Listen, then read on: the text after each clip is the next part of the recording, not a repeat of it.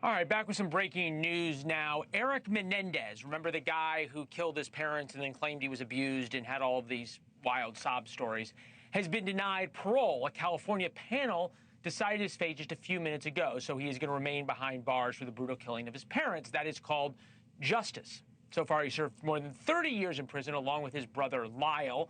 The panel is going to decide Lyle's fate tomorrow. NewsNation legal contributor Jesse Weber joins us. Jesse, I guess my response when I got this news was good, and I still fail to understand where the sympathy for these two comes from.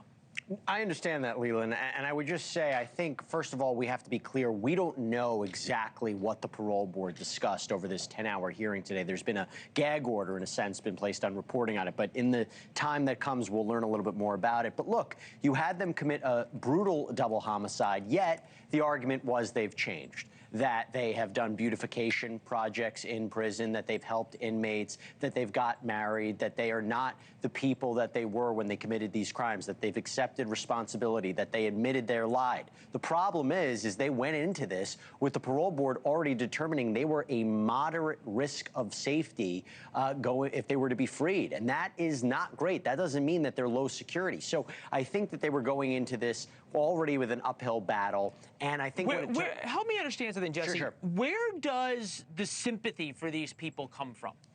The documentaries that came out, right? A lot of people weren't even talking about the Menendez brothers until they were brought back into the fold through the different documentaries and the shows that came out. But there was also this conversation that, were they abused? Were they sexually abused by their father? And here's the thing about that.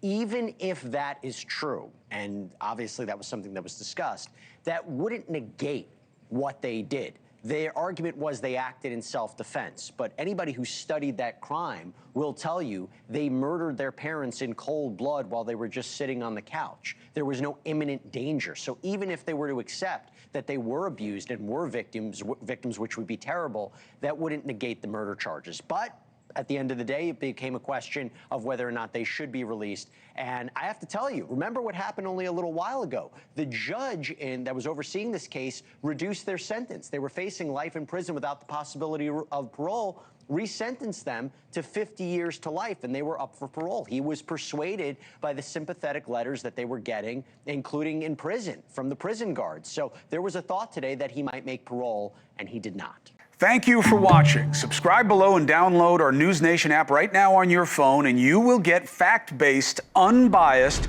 news for all Americans.